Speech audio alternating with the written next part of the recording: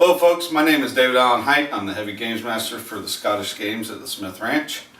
We're here to give you some pointers on safety and technique.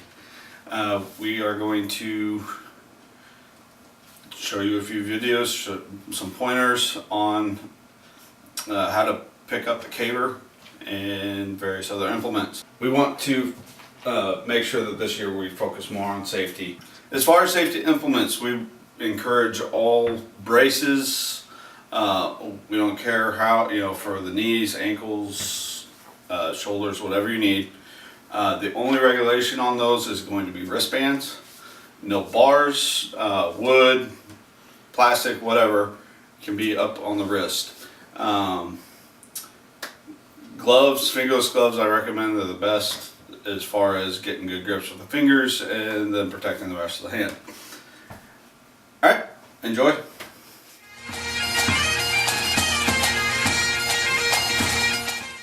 Stretches. Here's how you do them. First one is you'll pull your right arm over to the side to stretch your triceps. Then you'll put it over behind your head to stretch your shoulders. And then do it for the left arm. Like so. Then you'll do the side bend, and that will stretch your obliques like crazy. And you'll do the other side. Then you'll want to stretch your neck, and you'll do that by keeping your shoulders very relaxed and bending over like so.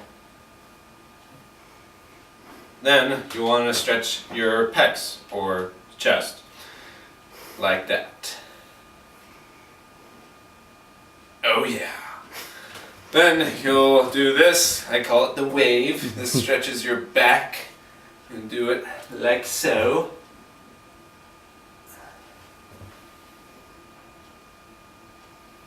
Then you'll want to stretch your hamstrings and lower back, like this. This is a little uncomfortable at some points, but you'll be glad once you do it. Thigh stretches. Do this. You might need a chair to balance for that one, but you'll be glad once you've done it. So here are just some of my basic stretches. If you want to do your own thing, go right ahead. But if you don't know how to stretch, here's a few ways to do it. But you do need to make sure that you're stretched, otherwise you might look like this guy. If only he had stretched.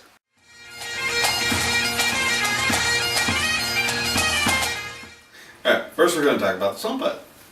How not to do it. Number one. First off, you have your rectangle. You cannot go over the back line. You can go over the sideline, but one foot has to be in the rectangle at all times. Number two. The stone, when you pick it up, it has to be placed in the neck before you release it at all times. The whole time. Okay? The judge will call you on this. Yes. You cannot throw it like the freehand. Yes. Thank you. Also, you will see a piece of wood in the front of the rectangle. That is called the trig. You cannot at any time step over it, and you can't touch it or move it. Bad thing. Technique for dummies. First one, I like the standstill technique. Place it in your neck. Get down a good squat, and you're throwing towards a 45-degree angle with a kind of a hop. Number two, the twist throw. You'll be starting facing away from the trig and putting all of your weight on the off foot. Then you'll hop on your lead foot and twist and throw, like so.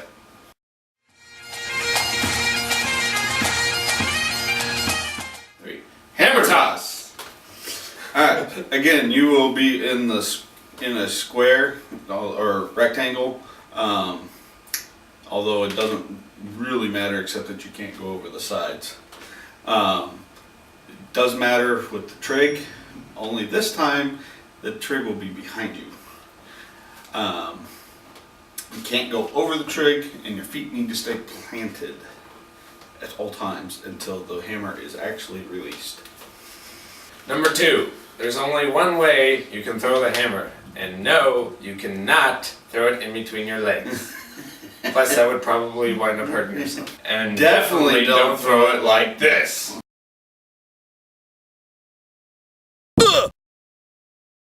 Technique for dummies! The object of this is to actually get speed. So yes, strength, but speed is the key.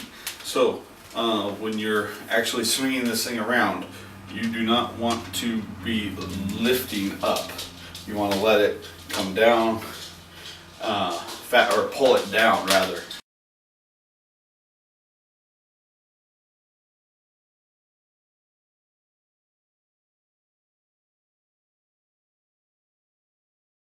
So, speed is the key for this one.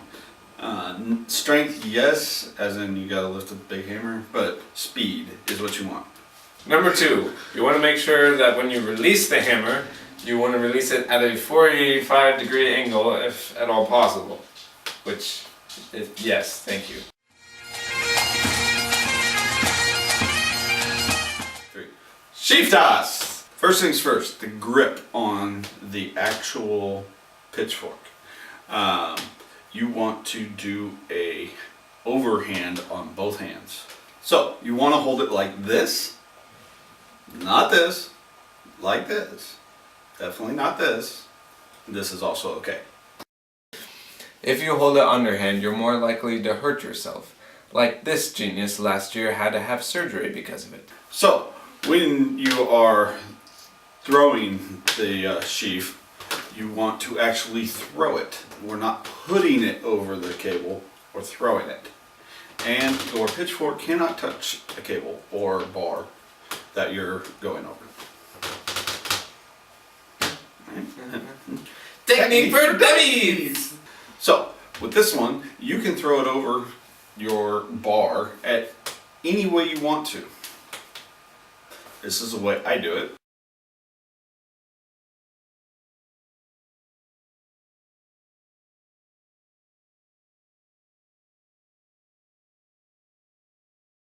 Or you can do it this way.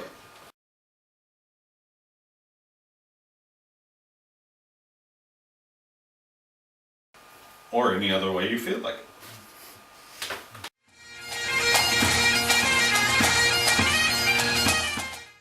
Caber toss! When picking up the caber, you do not want your feet together. It takes out the strength from your legs and you don't get the lift that you want. Also, you do not want to get down on one knee. You'd be very unstable.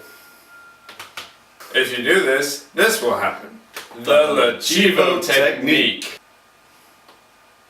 Number 2, when you get the caber up, you want to have it as close to your body as possible. This will keep the weight more in your arms.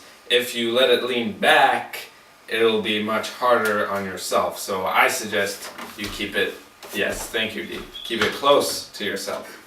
Technique for dummies! Alright, when picking up the caber, you want your feet shoulder distance apart, good plant in the ground. Then you want to get in a nice good squat position, caber close to you, use your fingers, and then when you lift, you want to lift with your legs. Minimize the strain in the back, and that's the best way. Handhold techniques. There's 2 different ways that I like to do it. Number 1, the palm hold. You'll take your palms and squeeze really hard near the end of the pole. Then when you come up, you pop up and grab it underneath.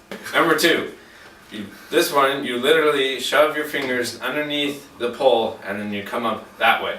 That's my favorite, but it's up to you.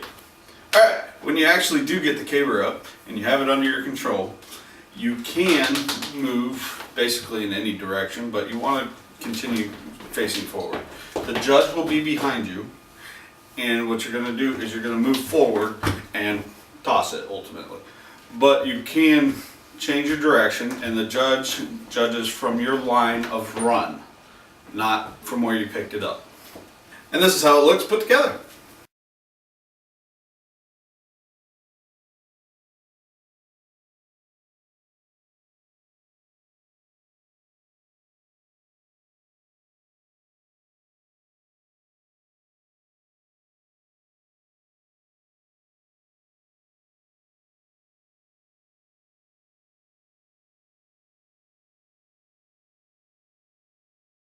As far as the rules goes, these are the rules for the Smith Ranch.